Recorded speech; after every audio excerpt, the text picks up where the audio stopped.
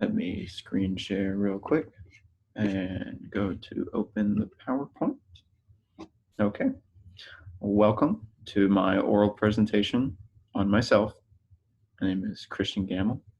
I was born in 1997, South Carolina. My family immediately moved to Boston uh, for work for my dad as a landscape architect until 9/11. We lived there for about 3 years, and due to financial reasons related to 9/11, we had to return home to where they were born and raised uh, in Mississippi. So, returning home, we were closer to family, and around family, you're a bit more stable and it helped financially. But it also let me return to be close to those that I got a lot of my natural, immediate artistic talent from. And being able to grow up around that, I think, was a positive uh, thing for me as an artist, as opposed to being raised in Boston and living there. So a timeline we'll never know. But speaking of that family, my grandfather, that's on the picture on the right with my little brother on his shoulders, is a master carpenter. Grandmother right next to him, she's a painter, a potter. Uh, my father's a landscape architect, very good drawer slash illustrator.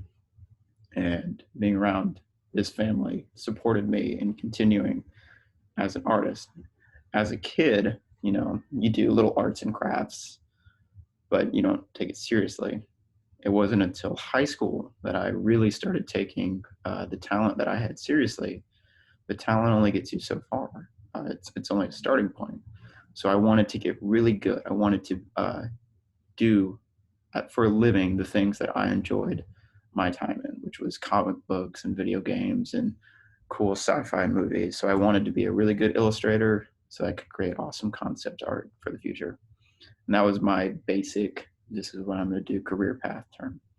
So high school was full of just practice, practice, practice, just get better, looking at different artists on social media, seeing how they did it, mimicking their work, replicating it, and then creating my own. And I think that was a very positive time. 4 years of just practicing nonstop, not letting the real world influence how you feel about what you want to do and how you want to use your art and your talent. Um, but eventually, high school ends. Obviously, I'm not in high school anymore. So I went to Jones County Junior College for 2 years where I got my associate's degree. But during that time, I realized that maybe this isn't going to work for the future. Comic book artists are a dime a dozen. Is you grow up, you start to research careers and how they actually work in the real world. Uh, and I've always kind of had this subconscious fear that I still struggle with today about finance. And I let that influence me during this time. I didn't want to be struggling, a starving artist. Um, so I chose a more stable, what I thought was more stable career path, which was graphic design. So that was my goal heading into college. I was going to be a graphic designer. So at Jones, I didn't get to work on that. It was just the basics. So I still tried to become a better artist, practicing mediums, oil painting. I was introduced to. I really enjoyed oil painting. Um, took a gap semester, and then I went to USM because they had a very competitive graphic design program.